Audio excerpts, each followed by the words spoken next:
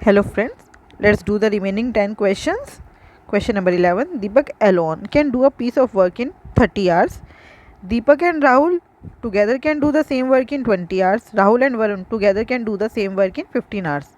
In how many hours can Varun alone do the same work? देखिए हमें क्या दिया है, दीपक है, दीपक प्लस राहुल है और राहुल प्लस वरुण है।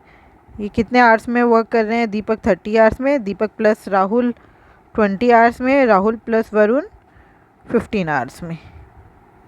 तो यहाँ पे हम ले लेते हैं इनका एलसीएम। 30, 20 और 15 का एलसीएम होता है 60। तो ये हम क्या कर रहे हैं, 60 हमारा क्या लेट किया है हमने, ये हमने लेट किया है 60 units of work.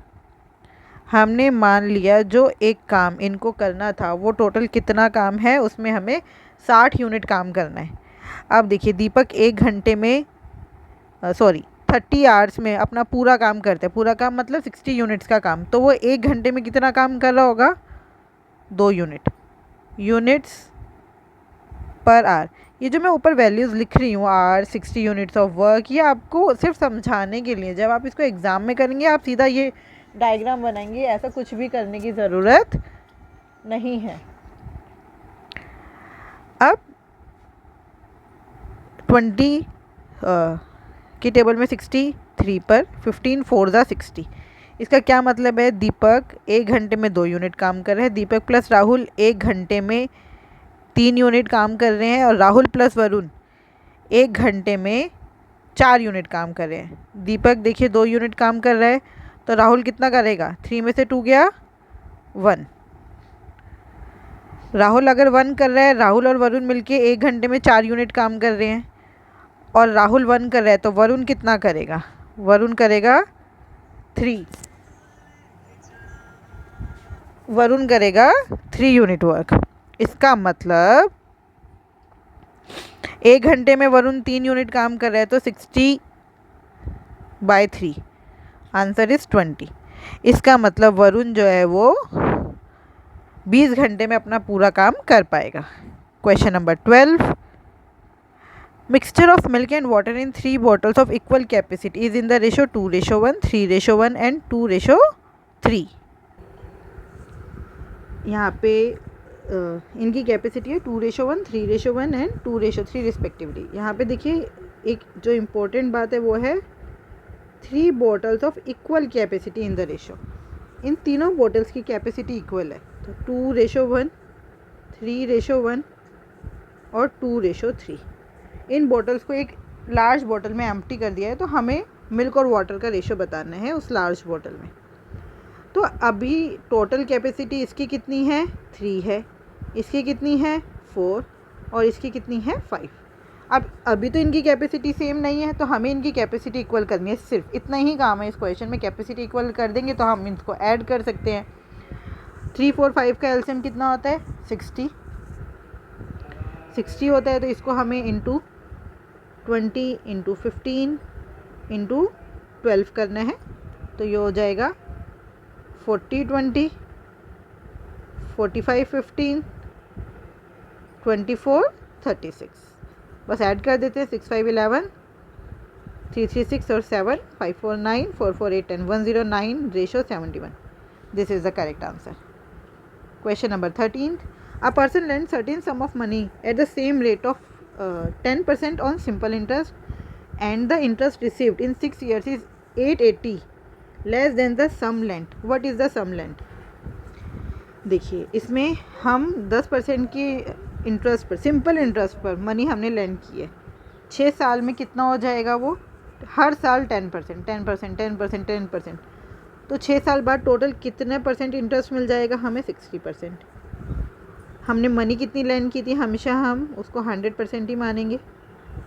Money land 100%, उस पर इंटरेस्ट मिल गया 60%, मतलब 6 साल बाद हमारे पास कुल कितना पैसा हो गया? 160%।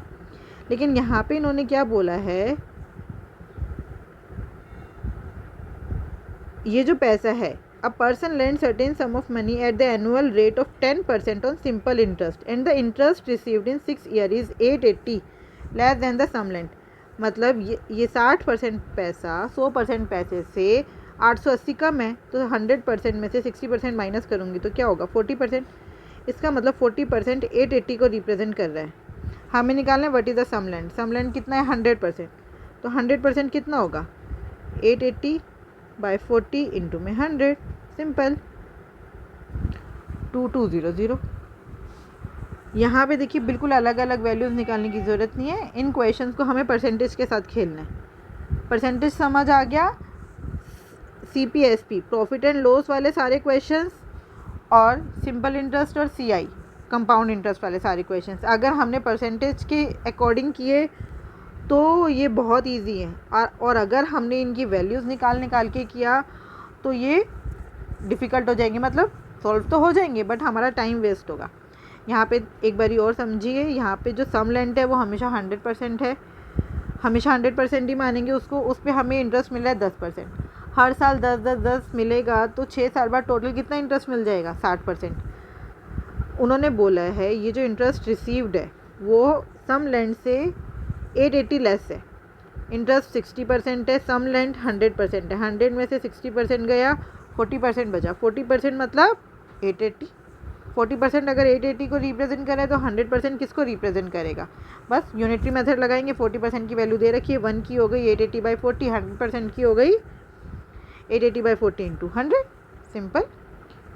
Question number 14, 75% of P's income is equals to 37.5% of Q's income. If P's income is rupees 24,000 then what is Q's income? यहाँ पर देखिए 75% आपको परसेंटेज के रेशोज़ पता होने चाहिए। 75% मतलब 3/4, 75/100, 37.5%। अगर आपको याद हो कल की वीडियो में हमने पढ़ा था 12.5%, 12.5%, वो कितना होता है 1/8। ये 12.5 का 3 गुना है, 12 36 और 0.5 का 3 टाइम्स 1.5, तो ये 37.5 है। इसका मतलब ये 12.5 से 3 गुना ज़्यादा है। 12.5% होते हैं 1/8, तो ये कितना हुआ 3/8, ठीक है। अब इन्होंने से हमें पता चल गया इन दोनों का fraction. If P's income is rupees 24,000 then what is Q's income. तो पहले हम इन दोनों में रिलेशन निकाल लेते हैं। इन्होंने बोला 75% of P's income is equals to 37.5% of Q's income. इसका मतलब 3/4 of P is equals to 3/8 of Q। यही हुआ, परसेंटेज को हमने फ्रैक्शन में लिखा है, सिंपल। 3 से 3, 4 मतलब 4, 4 2 8, P/Q इज इक्वल्स टू 1/2। इसका मतलब अगर P की इनकम 1 रुपया है तो Q की इनकम होगी 2 रुपये। लेकिन यहाँ पे P की इनकम कितना है 24,000, P की इनकम 24,000 है तो Q कितनी होगी 24 का double 48,000। Question number 5, a trader sells a shirt at the profit of 40%. Had he bought that shirt at 20% less price and sold it at rupees 100 less, then he would have earned a profit of 40%. What is the cost price of the shirt? चलिए इस question को तो हम बाद में समझेंगे, पहले कुछ परसेंटेज में लिखने के मेथड समझते हैं। अगर मैंने बोला कोई शर्ट थी 100 रुपये की, मैंने बोला मैंने इसको 40% प्रॉफिट कमा के बेच दिया, तो मेरा प्रॉफिट आपको सीधा सीधा पता चल रहा है 40 रुपये हो गया। और उसका सेलिंग प्राइस कितना हो गया, प्रॉफिट हो गया 40%, मतलब 40 रुपीज़। सेलिंग प्राइस हो गया 100 + 40 140 रुपीज़। तो क्या मैं इस सेलिंग प्राइस को ऐसे भी लिख सकती हूँ, ये CP का 140% है, हाँ लिख सकती हूँ। अब अगर हमसे बोला जाए कोई भी शर्ट है उसके हमें CP नहीं पता, मैंने कहा अगर मैंने उस शर्ट को 50% प्रॉफिट पे बेच दिया तो उसका SP बताइए मुझे परसेंटेज में। आप कहोगे 50% प्रॉफिट पे बेचा है तो CP पे हमने 50% और कमा लिया। और CP हमेशा कितना होगा हमारा, CP is always 100%, CP is always 100%। Percentage की बात कर रहे हैं हम यहाँ पे। उस पर 50% प्रॉफिट कमा लिया तो SP हो गया CP प्लस प्रॉफिट 150%। SP कितना हो गया 150%। अच्छा, अगर हमने अब ये लॉस पे बेच दिया होता, मैंने कहा मेरी कोई भी आर्टिकल था, उसका CP हो गया 100%। अब मैंने कहा मैंने उसको लॉस पे बेच दिया, 20% लॉस पे बेच दिया। अब उसका SP बताइए मुझे परसेंटेज में ही। तो SP कितना हो गया 100% CP है, 20% का लॉस हो गया, तो SP हो गया 80%, किसका? CP का 80%। इतना समझ आया? अब हम इस क्वेश्चन को करते हैं। यहाँ पे हम वैल्यूज़ नहीं निकालेंगे, सीधा क्वेश्चन CP और SP की परसेंटेज से करेंगे। A trader sells a shirt at a profit of 40%। तो हमने ले लिया CP जो है वो है 100%। अभी आप स्टार्ट कर रहे हैं तो शायद आपको ये लिखना पड़े, लेकिन एक बार हैबिट हो गई तो ये CP 100% कुछ नहीं लिखना पड़ेगा, आप सीधा इक्वेशन बनाएंगे और क्वेश्चन सॉल्व हो जाएगा। प्रॉफिट कितना हो रहा है? 40%। तो SP कितना हो गया? 140%। यहाँ पे साथ में एक x ले लीजिए क्योंकि आगे एक बात और हो रही है ना। तो SP कितना हो गया? 140% ऑफ x। अब उन्होंने बोले had he bought that shirt eight 20% less price. ये जो CP था 100% का, इससे 20% कम लिया होता, मतलब अगर हमारा CP होता 80% ऑफ x और हमने इसको बेचा होता 100 रुपये कम में, अभी हम कितने में बेच रहे हैं? इतने में। इससे अगर 100 रुपये कम में बेचा होता तो हमें कितने का प्रॉफिट होता? 40% का।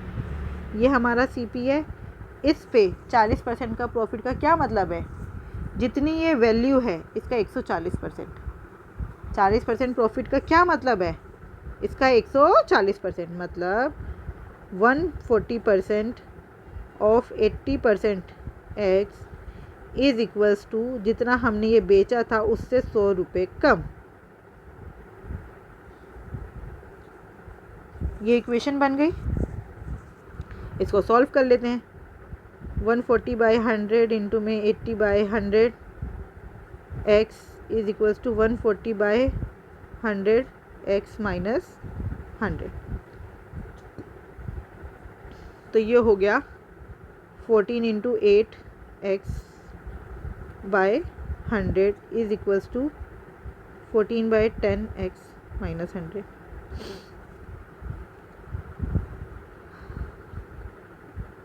यहाँ पे 100 को इधर ले आते हैं, इसको इधर ले जाते हैं। 100 is equals to 1.4x minus 14 8 ज़ा 112 1.12x। 100 इज इक्वल्स टू 1.40 हो गया। एक तरह से ये 1.40 में से आपने 1.12 माइनस करना है, मतलब 40 में से 12 घटाना है। कितना बचा? 28। 0.28x। तो x की वैल्यू आ गई 100/20 0.28, पॉइंट हटा के ऊपर 100। अब आपको इसको सॉल्व करना है। 4 7 28, 4 25 100। 2500 को 7 से डिवाइड करना है, फटाफट से कर लेते हैं। 7 3 21, बचा 4, 7 4 7 5 35, बचा 5। अब देखिए 35 में आंसर है। अब जो आपका आंसर है वो आपको पता चला डिनोमिनेटर में 7 है, तो आंसर पूरा तो नहीं हो सकता, पॉइंट में तो जाएगा ही जाएगा। तो ये तो हो ही नहीं सकता, ये 6 में, ये तो 4 से ऊपर हो गया, ये भी नहीं हो सकता, पूरा आंसर हो नहीं सकता। 3 5 हमारा आया है, तो यही आंसर है। ये अगर क्वेश्चन नहीं समझ आया तो आप कमेंट बॉक्स में मुझे बताइएगा, मैं इसको दोबारा बताऊंगी। और नहीं तो इस वीडियो को इस सॉल्यूशन को 2 टाइम देखिएगा। ये मेथड बहुत ही इजी है, बस थोड़ा सा देखने में लंबा लग रहा है, लेकिन इसमें से बहुत सारी चीज़ें ऐसी हैं जो आप प्रैक्टिस करते करते नहीं लिखेंगे। अगर मैं करूँगी इस क्वेश्चन को तो मैं कैसे करूँगी? मैं सीधा करूँगी। 80% of x 140% is equals to 140% of x minus 100। मैं सीधा ये इक्वेशन बनाऊंगी और इसको सोल्व कर दूंगी। ऊपर का हमें लिखने की ज़रूरत ही नहीं है। इसलिए अभी आपको लगेगा ये बहुत लंबा मेथड है, लेकिन जब आप प्रैक्टिस करते जाएंगे मेरे साथ साथ तो आप भी सीधा एक इक्वेशन लिखेंगे, उसको सॉल्व कर देंगे और आपका आंसर आ जाएगा। Question number 16, if the least common multiple and the highest common factor of 63 105 and 21 are LNM। अच्छा, पहले तो ये पता होना चाहिए हाईएस्ट कॉमन फैक्टर क्या होते हैं? वो नंबर्स जो इनको डिवाइड करते हैं, वो नंबर्स जिनके टेबल में ये नंबर्स आ जाते हैं। तो देखिए इसमें से सबसे छोटा नंबर कौन सा है? 21। जो 21 के फैक्टर्स होंगे उनमें से ही एक हाईएस्ट कॉमन फैक्टर होगा, क्योंकि 21 से बड़ा नंबर तो हो ही नहीं सकता। जब हम HCF की बात कर रहे हैं तो वो 21 से बड़ा नहीं हो सकता। तो 21 की जो फैक्टर्स अगर हम बनाएंगे तो सबसे पहले 21 ही देखते हैं। क्या 21 की टेबल में 63 और 105 आते हैं? बिल्कुल आते हैं। 21 3 था 63, 21 5 था 105। इसका मतलब HCF हमारा हो गया 21। जब भी आपको HCF देखना हो, हमेशा जो सबसे छोटा नंबर है उसके फैक्टर्स से चेक कीजिए। सबसे पहले उससे चेक कीजिए, फिर उसके फैक्टर्स से। तो HCF हो गया 21। LCM लोएस्ट कॉमन मल्टीपल, मतलब एक ऐसा नंबर जो इन तीनों के टेबल्स में आता है। इसका मतलब वो नंबर या तो 105 हो सकता है, मतलब इन तीनों में बिगेस्ट नंबर, या फिर 105 का मल्टीपल। 105 से छोटा number LCM lowest common multiple नहीं हो सकता, क्योंकि फिर वो 105 की टेबल में नहीं आएगा। तो वो कौन सा नंबर होगा? या तो 105 होगा या 105 का मल्टीपल होगा। अगर आप ध्यान से देखें तो आंसर जो है वो 300 में है। तो हम देख लेते हैं 105 का कौन सा मल्टीपल 300 की लाइन में आता है। 105, 210, 315। 315 इसका मतलब LCM हो गया। और देखिए 21 की टेबल में भी 315 आता है, 63 की टेबल में भी आता है, आप चेक करके देख लीजिएगा। बस इन दोनों को ऐड कर देना है। 5 और 1 6, 2 और 1 3, 336। 336 is the answer. Question number 17। The sum of circumference and diameter of a circle is 116 centimetre. What is the radius of the circle? 2 pi r circumference होता है, डायमीटर मतलब 2r is equals to 116। 2r common ले लिया, pi plus 1 is equals to 116। 22/7 plus 1, 22/7 plus 1, 1 का मतलब 7/7 भी तो हो गया ना। तो 22 और 7 कितना हो गया? 29/7 इज इक्वल्स टू 116। 2 5 10, 2 8 16, और 29 1 9, 29 1 29, 29 2 58। आंसर आ गया 7 2 14। Question number 18। In a school 7/9 of a students are girls. इस फ्रैक्शन को समझ पा रहे हैं? 7/9 of the students are girls, मतलब अगर टोटल 9 बच्चे हैं उनमें से 7 गर्ल हैं, तो बाकी ये 2 कौन हुए? बॉयज़ हुए। If the number of boys is 144, इसका मतलब जो 2 है वो 144 को रिप्रेजेंट कर रहा है। Then what is the number of girls? तो 9 किसको रिप्रेजेंट करेगा? Same unitary method. 2 is representing 144, तो 1 की वैल्यू कितनी हुई? 144/2। 9 की वैल्यू कितनी हुई? 144/2 इंटू, सॉरी 7 की वैल्यू निकालनी है। 9 से तो टोटल नंबर ऑफ स्टूडेंट्स आ जाएंगे। 7 की वैल्यू हम निकाल देंगे। 72 into 7, 7 2 14, 7 7 49, 504। Question number 19। What is the value of 1.75 into 1.75? आप देख रहे हैं ये दोनों सेम है, इसका मतलब ये 1.75 का स्क्वायर हो गया, माइनस 3.5 इंटू 0.75 प्लस ये दोनों भी सेम है, इसका मतलब ये हो गया 0.75 का स्क्वायर। अगर इसको देखते ही कुछ याद आ रहा हो तो हमने पढ़ी थी identity A² minus 2AB plus B², ऐसा कुछ पढ़ा था। तो आंख बंद करके इसमें यही आइडेंटिटी लगी है, is equals to A minus B का होल स्क्वायर, और कुछ हो ही नहीं सकता इसमें। आप चेक कर लो, क्या ये 2AB है? बिल्कुल है। 1.75 को अगर 2 से मल्टीप्लाई करूँगी तो वो 3.5 आ जाएगा। तो ये है 2AB, 2AB। 1.75 को 2 से मल्टीप्लाई करके 3.5 लिख दिया, B एज इट इज़ लिख दिया, तो बिल्कुल ये आइडेंटिटी बन गई A माइनस B का होल स्क्वायर। 1.75 माइनस 0.75 मतलब 1 का होल स्क्वायर, आंसर 1 आ गया। Question number 20। What is the value of 45 plus 20 into 3 divide? ये बोर्ड मास लगाना है, ब्रैकेट लगाए, सबसे पहले इसको सॉल्व करेंगे। 4 5 20, तो 20 इंटू 3/20 ऐसे हो गया। ये 20 से 20 कैंसिल हो गया, इसका मतलब हमारा क्या हो गया? 45 प्लस 3 प्लस 88, इन तीनों को ऐड करेंगे, आंसर 136 आ रहा है। Keep practising. Thank you.